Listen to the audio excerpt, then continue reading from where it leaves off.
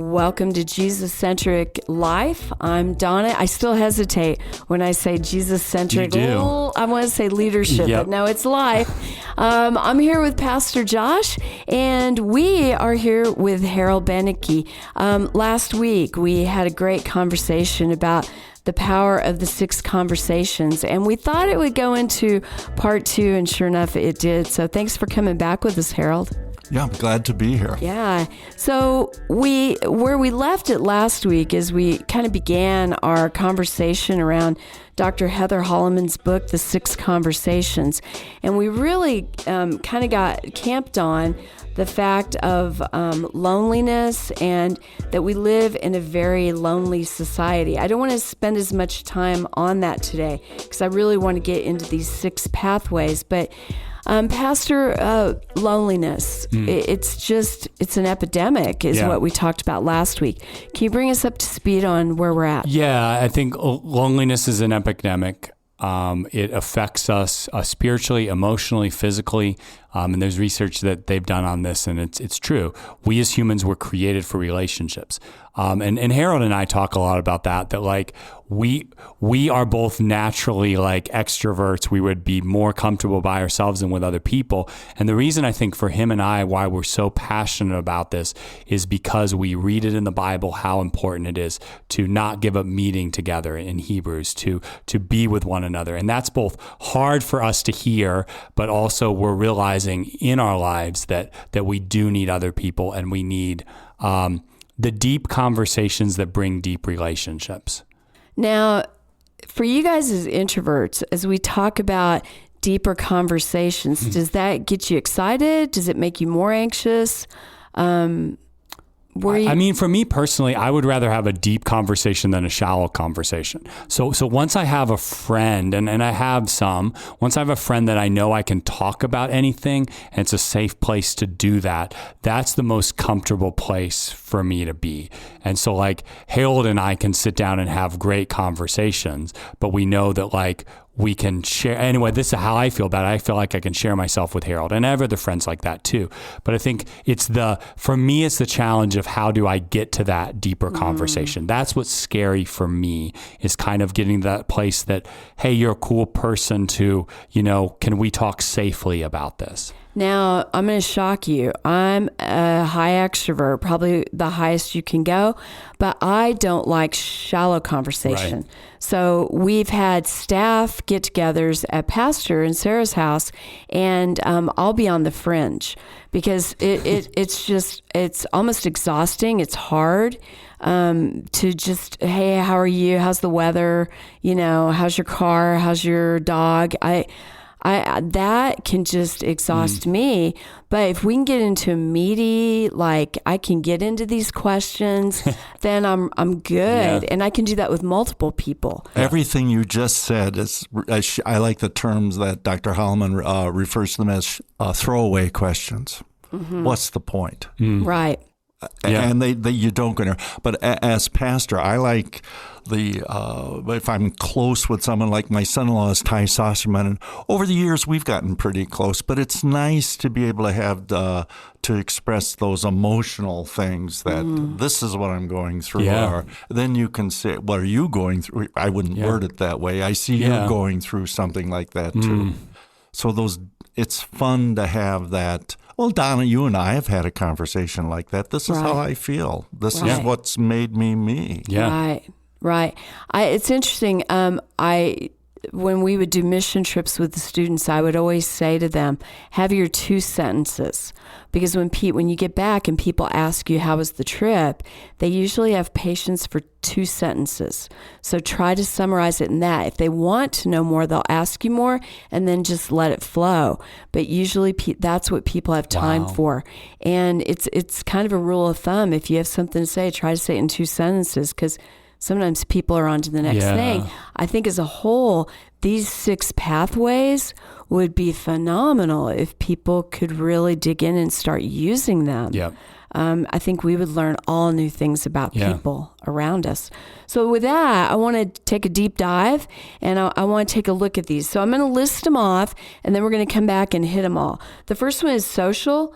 Those are questions about people, relationships, community, interactions with others.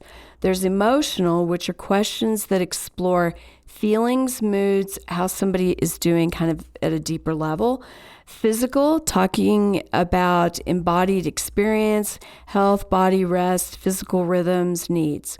Cognitive, questions about what someone is thinking, beliefs, ideas, curiosities, what they're leaning into or pondering. Okay, volitional.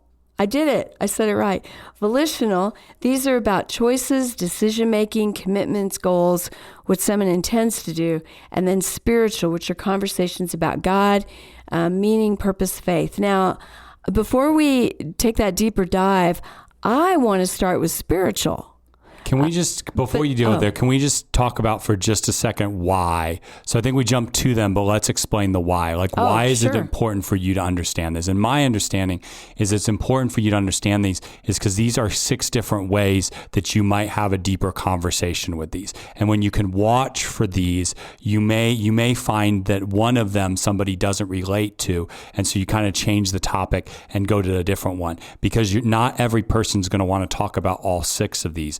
But all people will be willing to talk about one of these. Is that right? That's how I understand it. Awesome. Thank you. I had recently, we all know Brian France, and we were in a social gathering, and it was a lot of people, and I was sitting at the picnic table, somewhat uncomfortable because I wasn't part of the conversation that was going on. And so then there was just left Brian and I. First, Brian asked me about sports. Well, I don't relate to sports. That's not me at all.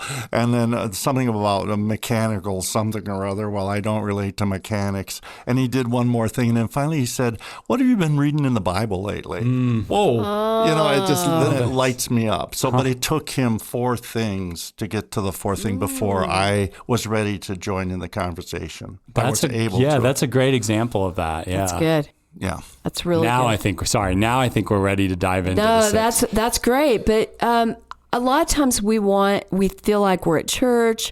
We feel like, I'm from the church. I should start with spiritual. Why is spiritual not one that you always want to start with?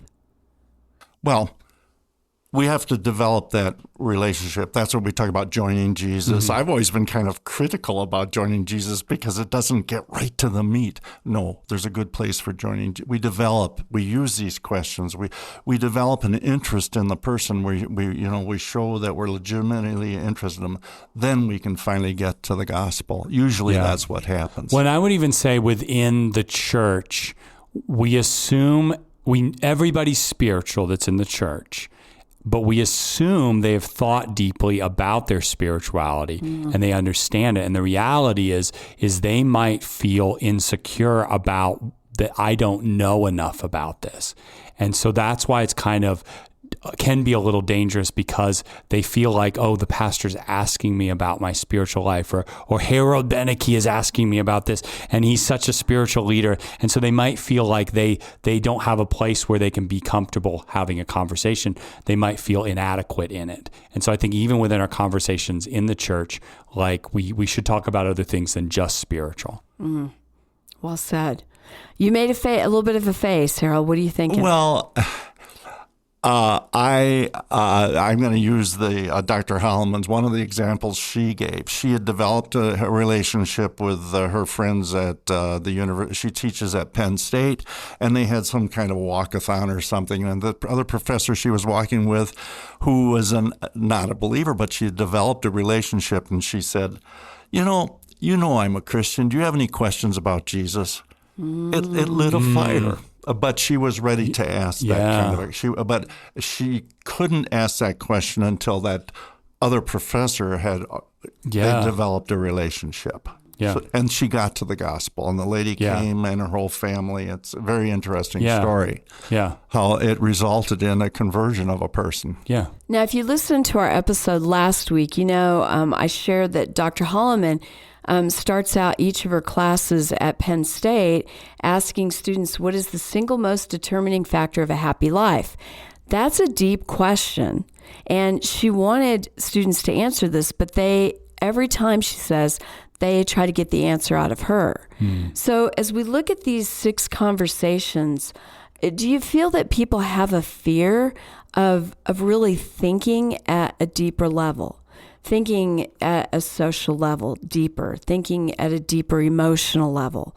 Like when we ask these questions, is there a little bit of oh man, I've really got to think a little bit here? Does that make sense? I don't Both think of you are looking very perplexed. I honestly don't think it's a thinking problem. I think it's an expressing problem. So I think because we're starved of relationships, we haven't had these conversations. But I think people think about their physical health. People think about what's going on with their emotions. Something that they think about. People think about, this stressed me out this week. I'm just not sure we know how to put that into conversation. We don't know how to express that. We bought into this lie that I don't talk about serious things with my friends, right? Like that's a lie. Like we should talk about things that matters. And so I think we have to realize that that people are not inadequate in their thinking about these things. They're inadequate, as am I, in my ability to express these things. Well said. Like I'll just use an example. I have, through my health stuff and meeting with my counselor, learned how to express my emotions. Not just that I'm going through this, but how I'm feeling about how I'm going through. And he actually encouraged me to use this as an opportunity to learn how to express myself more. And so I'm doing that. So you probably noticed. Yeah, I did this morning before we started podcasting. I said, on a 1 to 10, where are you at? Because I needed to know how you were coming to the table. And you said a 7. And then you just naturally went into why. Which is a little bit unusual for you. Which is how I'm feeling about it. And so I'm using this struggle in my life as an opportunity to express how I'm feeling about my health, which has been a good learning experience, because I naturally, as who I am, I do not express my emotions. It's not that I don't think about them, but I don't express them. And so it's been fun, I guess, to do that. Wow, in a way. Good word. I can say that today. No, maybe not tomorrow, but today. And so that's what I would say is, so when we ask these questions of people, we give them the practice to, we give them the opportunity to practice what's healthy for us as a human to do. And what we get at the end of the day is deeper connection with them. So, Harold, you started out last week's conversation by saying you have to have 4 mindsets. You have to be curious, believe the best about the person, express concern genuinely, and then be willing to share of yourself. And we talked about, where we struggle in those. Where is your strength in the mindsets? What strength do you bring to these questions? Well, talk about a good question. I wish you would have given me 2 days to think of this one. As pastors speaking, one of on Communion Sundays, we say, if you, pastor gets up, or we read, if you confess your sins, God is faithful and just and will forgive your sins and cleanse you from all unrighteousness. And so, where do you go to confess your sins? How do you get that? So it's, for me, you really need to have a close personal relationship to do that. And so I have a friend that I meet with quite often for Bible study, and we've reached a point where we confess our shortcomings, our failings, our sins, our weaknesses. And it is wonderful, but boy, it's hard to get there. Now, how do you elicit that where somebody can be comfortable with you, where they can say, I have a failing here? And I when I really think about it, I think I do see that. We go to men's Bible study. On that Saturday morning, there's a men's Bible study. It's a great group of people, just wonderful guys. And we get where they confess their shortcomings. I can't do that or whatever. And so it's hard to do, but I need to be there myself. In other words, God, you're right. I'm wrong.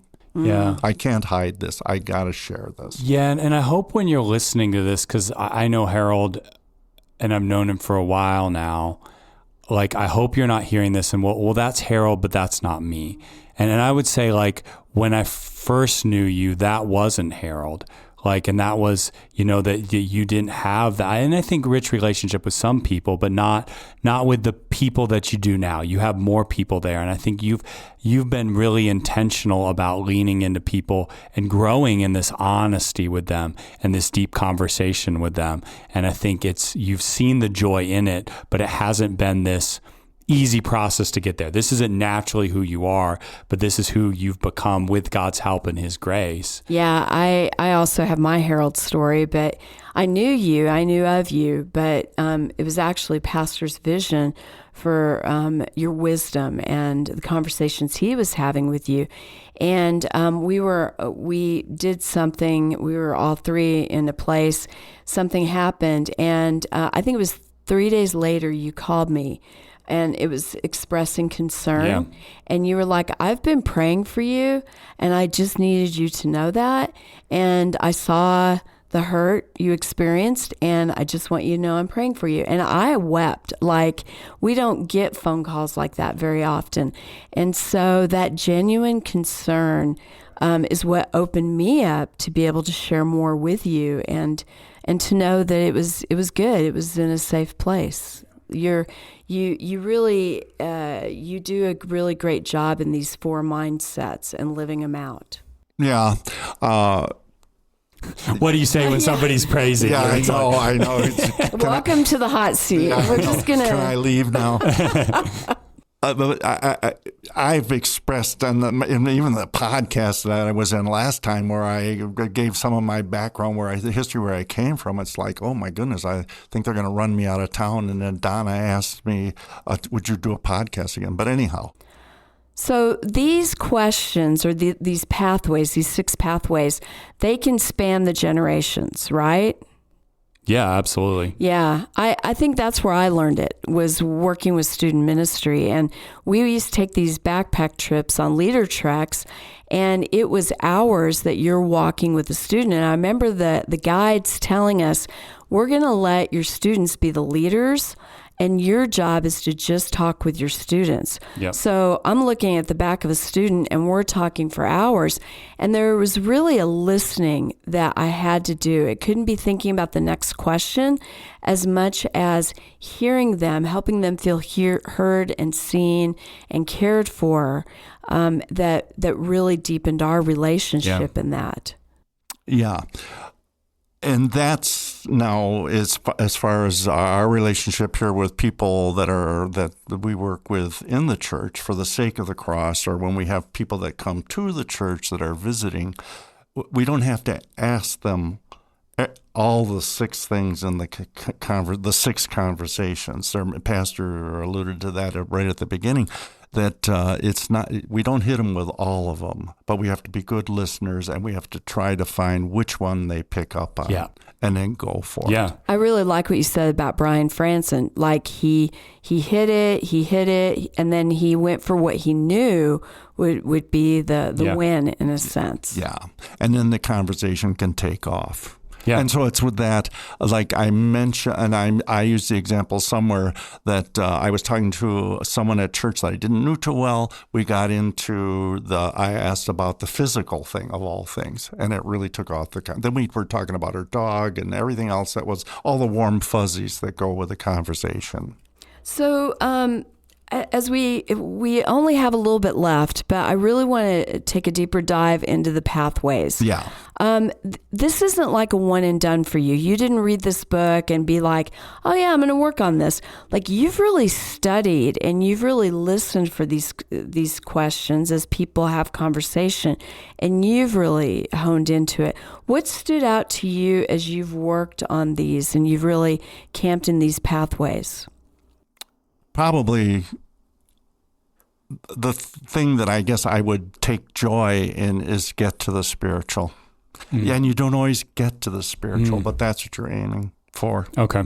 We're aiming for that. Yeah, so for you, the other ones are kind of just a pathway to get to the spiritual, a way to connect, a way to have a deeper relationship. So it's a safe place to talk about the spiritual. Yes. Yeah. I think that's cool. And do I have to do that in one setting? No.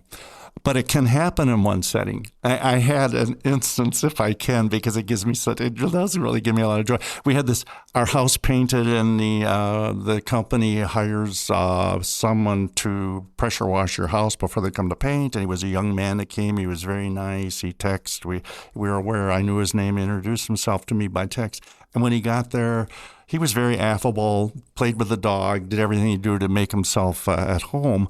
And so he's laying out lines and stuff, and I was working in the backyard, just minding my own business. And it was if God whispered to me, ask him if he's a Christian. Mm-hmm. And I ignored it kind of, and then he came whipping through the gate back to the backyard, laying out some hoses against some lines. And so I said, Tyler, are you a Christian? Wham! It was just what he needed to hear. He approached me, came right over me. He said, no, but my girlfriend is. And then it evoked a conversation. And then I'm standing there saying, okay, Lord, now what do I say? But God helped me. Yeah. I went through the whole thing. Yeah. And I think that's the misnomer, is that sometimes we think that people don't want to have spiritual conversations, but I think sometimes people do. And so if we, but I think that's the value of this, is that you ask a spiritual question. If that doesn't work, then I'll ask something different. I'll ask like him, I might say do you get tired ever doing this job?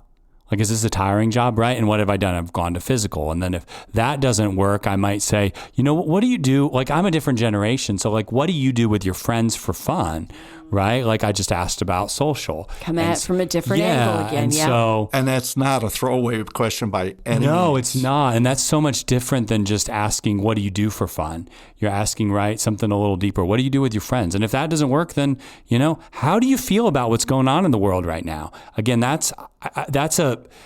in some ways, that's a dangerous question, but you're not asking them what they think about this political issue, or they think about right now Charlie Kirk is a big deal. It's, you're asking them, how do you feel about what's going on in the world right now? And so you jump through these as a way of, if this conversation, if you get a one-word answer or a one-sentence answer, you jump to the next one. Yeah, and I like what you're saying, Pastor. I think the world is in a place where they're hungry to be asked. I think people want a deeper. And I think they want. Yeah. I think the majority of people I talk to, they're in pain and grief over Charlie Kirk, and they're trying to figure this out. Yeah. And some of the ways that the world has responded to it. Mm-hmm. I think what would be really easy to do is for us to start interjecting our thoughts and our feelings and everything. And I think there's a place for a little bit of that. But I know the book also hits on the pitfalls, and some of that falls in there, that there's some things you have to also be careful of, that you don't dominate the conversation, but that you're really still staying with, I feel the same way. And then go into the next question. Yeah. So that they know you're with them, that you're respecting. Yeah. Yeah. And there's value in sharing, a couple sentences of, I feel that same way, and this is kind of what for me is going on. And then, jumping back with that next question. But if they're really opening up on, right, I said, if it's a social or emotional or physical or cognitive or volitional or spiritual, if they're really opening up on one of those, then how do we ask questions around that to keep the conversation around this thing that we're seeming to draw a deeper connection in? Yeah, but I think and still listen. Yeah. There's a lot of components happening. Yeah, and still listen. That's a good one. And I think that's fair to say. This takes practice. This is really easy to talk about in a podcast where we all have great relationships, but it's a lot harder with the new person you just met at work, or the new person at church, or the person, that you see interesting and you want to have a deeper relationship. Right. I don't have the gift of evangelism, but I want to evangelize. And so in my own mind, I call it I take a swing in them, and it's usually a miss.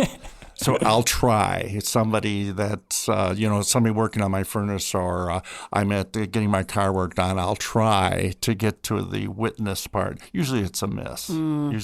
But The Holy Spirit works. I keep trying, and I just think that that's so. The person that says I don't have the gift of evangelism, I don't, but yet we can. I don't know if there's an excuse. Babe Ruth struck out more times than he hit home runs.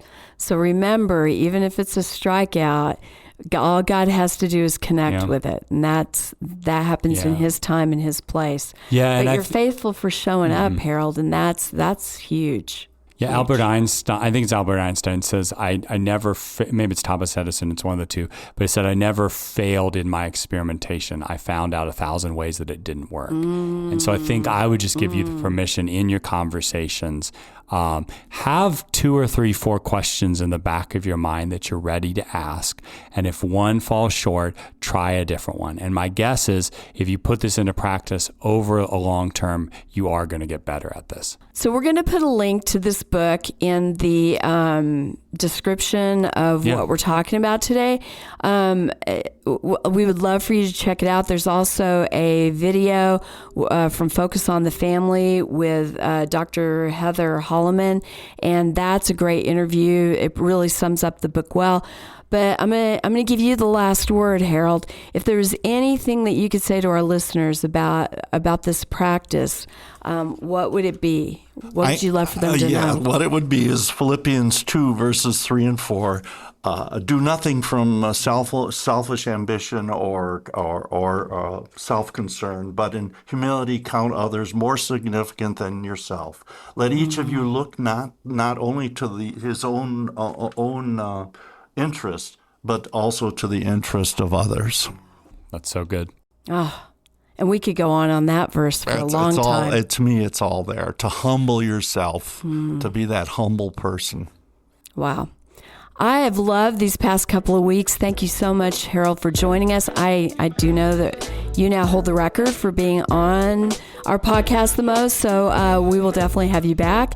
And thank you, Pastor, and thank you for joining us today. We hope to see you on a future episode.